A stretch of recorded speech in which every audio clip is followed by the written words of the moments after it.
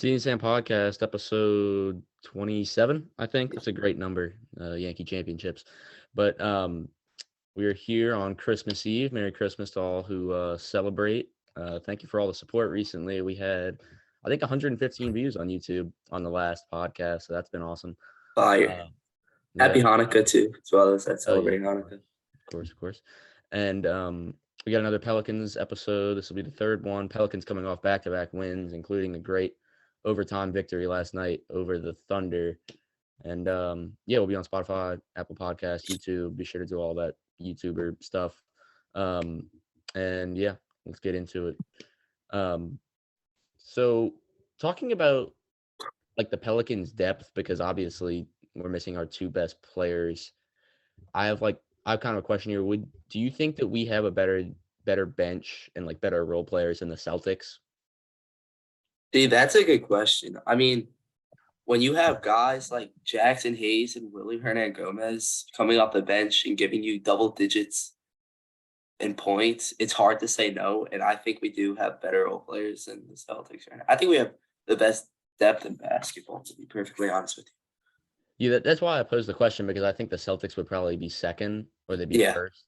Now, defensively, the Celtics have probably more than the Pelicans with guys like Grant Williams, even Malcolm Brogdon. I mean, and the Celtics also got guys that can shoot the cover off the ball, like even guys like Luke Cornett.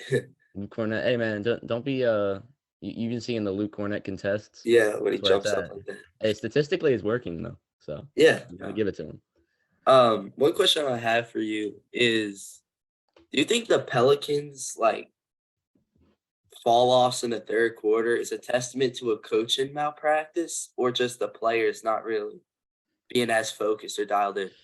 That's a good question, because it's been the last, 3 games, 4 games, something like that. Last couple of games, I mean, we've been terrible in the third quarter. I think it's just a result of the NBA. You know, like teams make runs, and then in the end, it seems like most of the time you get to the fourth quarter, it's a close game, and the more talented team comes away with the win. But I can't blame the Pelicans coaching, obviously, and I don't blame the Pelicans coaching for anything, because I think they've done a great job. Yeah. See, one thing that infuriated me. Sorry to cut you off, but when CJ, you were watching the game last night. Yeah. When CJ threw the ball out of bounds, and we had 2 timeouts. That was hot. That was terrible. Yeah, I don't get that. I think that was more on CJ than the coaching, because I understand getting, like, if you could quickly inbound the ball to your best free throw shooter on the court, or maybe not your best free throw shooter. The Thunder did a great job of trapping though. Yeah, but probably CJ's probably the guy that you'd want at the line in that situation. He's the guy you're most confident in. So I didn't have a problem with trying to quickly inbound it to him. But once CJ gets trapped, he has to look at the ref and call timeout, because at that point it's hard for Willie Green on the sidelines to call a timeout and get the officials' attention. But for CJ McCollum, he could have just looked at a ref, called timeout, we advanced the ball, probably dribble it out, win the game. Right, and being a veteran, like, it's not something I thought CJ would do, but no, we still won the game. You thought Shai Gilgeous was gonna make that shot last night, right? Of course. Yeah, it was right on line too. Willie said, I was watching his post-game interview. He said he had like a great angle. He said it looked like it was going straight in. It was right on. I think SGA thought it was in. It was right on line. It would have been fitting for him to make that. Yeah, it seems like some crazy stuff happens in that arena for the Pelicans. One other question I have for you: the Pelicans have really kind of struggled defensively, and that might be like due to us having some injuries like Zion, Larry, and obviously BI. Yeah. But you think we'll be okay on the defensive side of the ball, like when we get those guys back? Well, we played. I'm just looking at our games. We had, I think we were one of the top 3 or 4 teams, at least in points against, through the first, I don't know how many games, probably like 25 or something. And then the last, I think 6 or 7 games, there's been a real drop off. We've given up, I believe, the lowest point total we've given up in the last, I think, 7 games has been 114. Granted, two of those games are overtime games, but still. So yeah, defensively it's been off. Brandon Ingram was really playing well as a defender, and obviously those games are in a stretch where Ingram was out.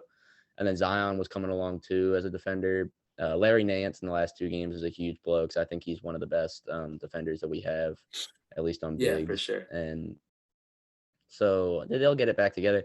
This is what I said at the start of the year. I was surprised that the Pelicans played so well on the defensive side of the ball through those first 25 games because I didn't think the Pelicans are going to be a great defensive team. I thought maybe if they were middle of the pack in the league, then we would be in a really good spot to contend. Yeah, we just can't be bad. Like the one Yeah. thing I think the Nuggets are gonna lack, like the Nuggets obviously are one of the best teams on offense, but the Nuggets suck on defense. Like they're one of the worst teams in basketball on defense. As long as the Pelicans stay kind of like in the middle, I think we'll be okay. Yeah, And having guys that can switch 1 through 5, like I mean even having Jackson and Larry out there, I mean that's game changing.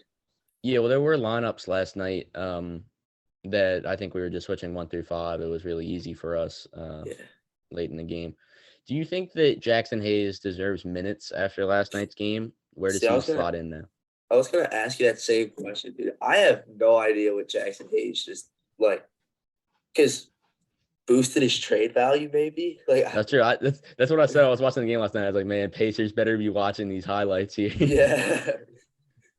Jackson in a second for Buddy Hield. Yep. Or no, I think it'd be like Jackson, maybe someone else. I don't know. But he just played very within himself last night. I think a lot of times he tries to do too much on the offensive side. He didn't force any threes. He let the game come to him last night. Yeah, he made some good cuts on the offensive end, good finishes. We know the dude can finish. He's an absolute athlete. He can shoot free throws pretty well, even though he had those 2 big misses at the end. And that was probably the best defensive game I've seen from him in his still young career. Yeah, I thought you were gonna say the season. I was like, that boy's got in like 3 games this year. Yeah, because I think one of my things with Jackson Hayes is that he is a terrible pick and roll defender. And last night he did a really good job, I thought, in the pick and roll because they were running it quite a bit. Right. I don't know what we're gonna do with Jackson Hayes because I mean we're already have like a 10-man. Well, yeah, this is a 10, 11-man deep roster, so it's a lot of depth, but also the chemistry of this group makes it hard to say that you want to break that up. Right. But that's the business, though. Like, yeah, I could have said the same thing last year with Josh Hart. So, if you think you're going to bring in a guy like maybe not like CJ McCollum, obviously, but a guy that you think can help you win this year and improves your chances at competing for a championship, then I think you're right. But last year we weren't competing. Like we weren't contending last year. This year, like we are contending. Like we had to make that trade, like to kind of solidify ourselves. Yeah. I want to talk about like what were the Thunder doing late in games last night? Like that looked like a very young Thunder team. Like their possession to close out regulation, SGA didn't touch the ball. Their possession down 3 with about 8 seconds left. Once again, SGA doesn't touch the ball, but also they shoot 2 2-pointers there with about 8 seconds on the clock, including Giddey's. He had a putback that he tried to get up with about 4 seconds. They looked a little bit uncoordinated down the stretch of that game. Yeah, first and foremost, I really like Josh Giddey's game. I know you do too. I didn't know he could finish downhill like that. That was impressive last night. Josh Giddey's cold. I like Giddey. But I mean, I think that was just a testament to them being young and unexperienced, kind of selfish too. I mean, they were like the Pelicans were face guarding Shea on some of the inbound play. It was really good ball denial by Herb Jones late in the game, even though SGA kind of got the better of him on the ball. But I think we did a good job of denying him the ball down the stretch. Yeah, I mean, Herb is, regardless of what happened last night, he's still A1 defender. Yeah, and SGA has been one of the best offensive players in the league this year. All NBA first team. I hope so. I like him. But what did I say? The whole there you go. Just like Shea being like 6'6" is like unbelievable. Yeah, it's tough. He has all of the tools to become a guy that just lives at the free throw line. Yeah, he's not big, so if he gets bumped, he's gonna get the call. It's not like a Zion Williamson thing. but he's also incredible at getting to his spots in the paint. So he's going to get a lot of calls. I think he already averages like 10, 11 free throw attempts per game this year. Yeah. I like Shea's game a lot. Yeah. The whole game last night was we were down 6 with about a minute left in the ball, and CJ just kind of shoots a step back contested 3 and drains it. We're right back in the game. If he doesn't make that, get the rebound, maybe we foul, 8-point game, game's over. But Right. that was these last 2 games has really been just CJ McCollum carrying, in my opinion. Yeah, despite CJ shooting like, what was it, 5 for 18, 4 for 17, it wasn't good. But he made the big shots. And Yeah. I mean, against the Spurs, I mean, we haven't really talked about that game at all. Yeah. But I mean, CJ dropped 40, man. Yeah, he was 40. going off. And he's the best player on the court that night. And yeah, showed in the stat sheet. Also, I have to talk about Jeremy Sohan's one-handed free throw. This is wild. Yeah. Like to be an NBA player and not be able to shoot a free throw, but he was making some of them, I guess. Still wasn't great. Yeah, I'm not the biggest fan of Jeremy Sohan. I like him. I think he's just got a lot of confidence. Yeah. The guy I really like on the Spurs is Devin Vassell. I think he's going to be a great. Yeah, I like him, and I like Charles Bassey. Charles Bassey. I think I picked him up on my fantasy team a few times this year. How old is he? He's young. He's young. Okay. Yeah. Because he kind of looks older, but yeah. I think the Spurs will be fine. Give it 2 years, they'll probably be in a spot where they're looking okay. Yeah, I mean, they got to hit on some draft picks because they really don't have Definitely. anything right now. But other than Vassell, probably. You think Vassell's going to be a staple? I think he's going to be a career starter for that team. He can really score, and he does it at all 3 levels. He can do it off the dribble as well. And for a guy that came into the league as more of a shooter, if he can develop his dribble, that's going to be tough to stop. Where did he go to college? Florida State? Let me see. I can find it. Where did Devin Vassell go to college? Good job. He went to Florida State. Wow. He was what was his draft pick? I can't find it. But yeah, I think he's really good. And other than that, I don't know if they have a lot in San Antonio, but they'll be okay, I think. Sam, you know what we haven't done in a while? Random NBA player. Trey Jones. I'm thinking about San Antonio. I don't know. I don't really have a lot of other Pelicans thoughts in the last 2 games. It was a great win last night. Just like I know it wasn't great, but it didn't look great. But at the end of the day, put one in the left-hand column without your 2 best players on the road. Coming off a night where you played the previous night, then you have to travel to OKC. Like it's a solid OKC team. OKC's a good team. They're a good team. A team that's playing almost 500 basketball at that point, and get a win in overtime win, which is nice because we got killed in overtime this year. So it was a great night. Yeah, I mean, one last, I guess, basketball take. Not take. I got a question for you about the play-in right now. So the play-in right now, you got Utah, Dallas, Portland, Minnesota. They got Golden State on the outside looking in. How do you think that'll shape up? Well, we know Golden State's getting in. I just don't see. Do we though? I don't see a world where Golden State doesn't make the 10 seed, right? So to me, that one's obvious. The West has a lot of good teams. You also have the Lakers sitting there who are playing pretty well. How long is AD out though? They say he could return in January, but he's currently out indefinitely. For the record, you can go. I just said for the record, the Lakers are not playing well. They're on a 3-game skid right now. Yeah, but when Anthony Davis was healthy, they were on an 11-6 run. But they lost to the Hornets last night. I watched a little bit of that. They just it looks really heavy on LeBron James right now without Anthony Davis, and he's 30. What is he? 37, 38? It's tough. He's 38. Even though he's still playing great basketball, he had 34 points last night. But they lose to a bad Hornets team at home. And Victor Wembanyama is probably going to be a Pelican. Dude, that would be actually insane. The league's not ready to see Zion, Wembanyama, Brandon Ingram, and CJ McCollum. The league would be on wraps. Small market team on top. It's over at that point. I think Wembanyama is either going to be the GOAT or the biggest bust in sports history. Yeah. I see no in between. if he doesn't live up, he's going to be like the biggest bust of all time. Because the Yeah, way people are gassing this dude the up, hype is it's insane. crazy. Okay, Yeah, but to get back to your play-in question, I think the Warriors get in. I think Utah is pretty good, but I don't know if they're gonna sit at 7. They'll probably drop down and be fighting for a play-in spot. Uh, sorry, and Portland and Minnesota. I think Minnesota's got more talent, but Portland's probably a better group.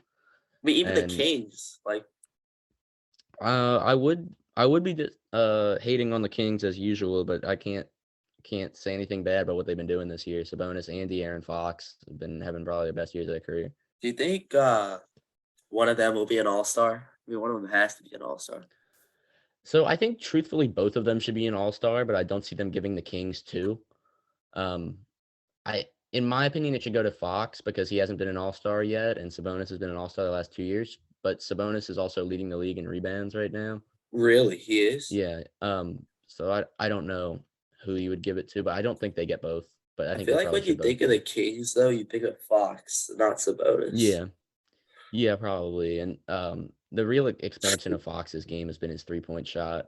Yeah, Off for the sure. dribble as well has been really much improved from last season.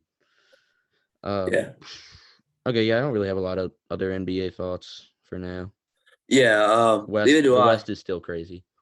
The West is still crazy. I mean, from 1 to 10, it's 5 It's games. 5 That's games. insane. Yeah. Transitioning over to some baseball free agent signings. Yes, sir. Yes, sir. The Yankees picked up Carlos Rodon to solidify the best rotation in all of baseball. What are your thoughts? That's best rotation in baseball. I don't know, The but Yankees have, bro, Frankie Montas is our 5. he was also terrible in the second half of last season. But Still, uh, still, I don't know if you're putting Rodon and Cole over Scherzer and I never said best duo. I said best rotation. best rotation. Maybe with the depth of Nestor Cortez as the number 3 pitcher. Maybe. Wait, who's the 4? Oh, 4 would Severino. be Okay, Severino. Severino. Okay, maybe the depth, but in a playoff series where it's really 4 guys, I might take the Mets with Verlander and Scherzer. But the Yankees have certainly made me more optimistic about next season. Yeah. Uh, the Yankees still need to go out and get a bat because I mean, we just aren't going to be simple. They're not going to be able to compete with the Astros. No, they're not still at this point. There's way too many questions on the left side. Now, the pitching has definitely been reassured this year. We also got Tommy Kahnle in the bullpen, which is nice. But the left side is just not great. If we're going to be looking at the same thing that we looked at last year in the playoffs, then it's going to be difficult to compete with Houston. So right now, who do you think the best team in New York is? I said this all of last year for the most part. The Mets are the Mets, and the Yankees. I'd still probably take the Yankees over any team that's spelled METS. So I'll take the Yankees still. I'll agree. Uh, but who is your favorite? I mean, I'm gonna guess your favorite for the AL is still the It's Astros, Houston, right? yeah. Yeah. What about the NL? The NL is tough because I'd always love to say the Dodgers, but they also choke every year. I mean, they're undoubtedly the most talented team, but they I'm also going with choke the every year. Phillies.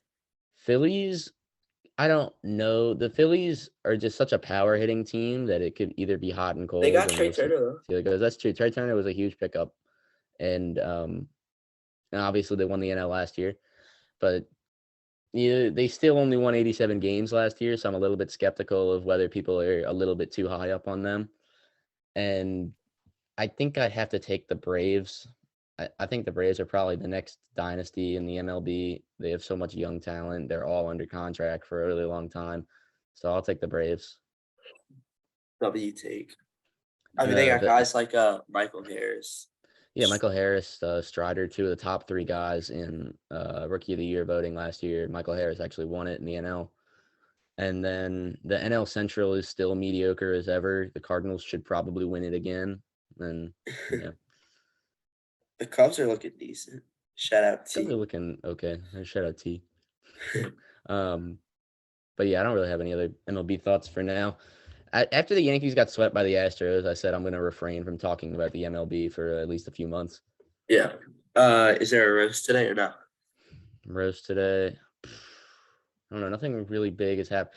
I could roast Anthony Davis because that works. Because the dude literally hit his foot on the back of Jokic's leg, and he's out indefinitely. What does that mean? Like they don't Indefinitely know? means they don't know. Yeah. Like he could come back next month. It could be He 3 could be months. out for the year. No, he could be out for a year. And I've never seen a player in the modern era, or if you want to talk about players from 80s, 90s, whatever, that is so consistently hurt. And it's not even like, okay, Kawhi Leonard has had major injuries, right? Derrick Rose is that.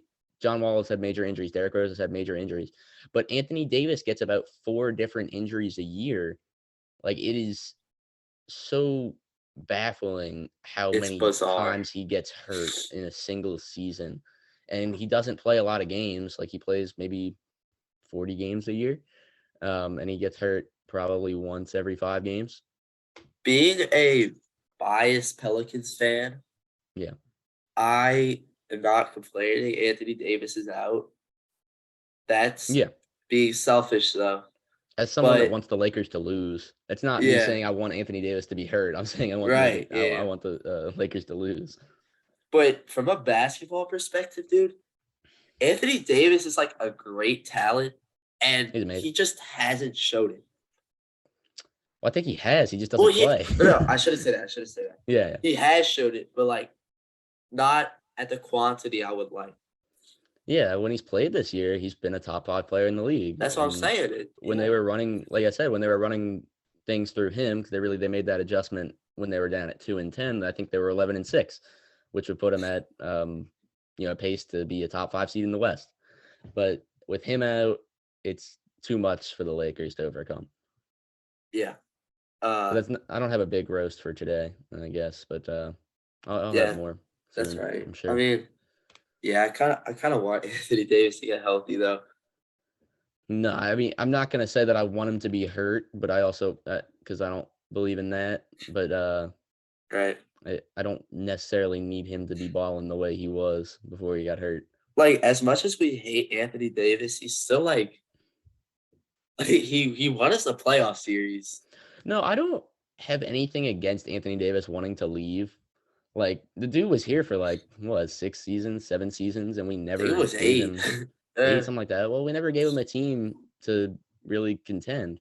So I didn't have a problem with him wanting to leave. I had a problem with the way he left, and that became an ugly situation. But so I don't have a problem with AD as of now. No, neither do I. But I mean, if I go to a Lakers game in a blender, I'm still booing AD. I'm still booing him, yeah. Yeah, but, boo. Yeah, I don't hate him though. Giving that boy the Eric Gordon treatment. Yes. I think that about does it for today. About the last meaningful Saints game today. Do you have any predictions? I think it's 3 degrees currently in Cleveland. I think the Saints are gonna get ran over by Nick Chubb today. Okay. Everything is against the Saints winning today. And I think the Saints, I just got a feeling we're going to win. I don't know why. I think it's going to happen. I feel like Nick Chubb is going to eat us alive. I think we win the game. I think we sacked Deshaun Cosby a few times, and maybe a big Alvin Kamara game. We'll see. But I got the Saints winning a very low scoring affair, maybe like a 17-13 game today. So I would love to see the Saints win the game 7-3. 7-3 would be a great Saints win. That win. would make my heart warm. In a snowy game. That'd be a great Saints win. It's going to be low scoring no matter what, but the game really is going to come down to Nick Chubb probably. Is there snow in the forecast? Yeah, I think it's not like a snow game like Buffalo or whatever, but it's some flurries, I think, as one would say. W. But yeah, that's about it here, right? Yep. All right. Thank you for tuning in once again. If you made it all the way to the end, thank you for made it all the way to the end of this podcast. Thank you for that. We'll be back here with another Pellets episode. What'd I do? Voice crack. I did not voice crack. All right. I heard it's been a while since this happened. I You haven't know, we voice should. cracked in a The minute. real maturation of I think I said that right, of this podcast is the lack of voice cracking on here. That is true. But That is yeah, true. thank you for making it all the way to the end if you did. And you'll be back here with the Pelicans episode probably sometime after Christmas. Merry Christmas, Happy Hanukkah, all that stuff. And Yep. cue the outro. Sam Sam and and CD, CD. CD and CD and Sam. Sam.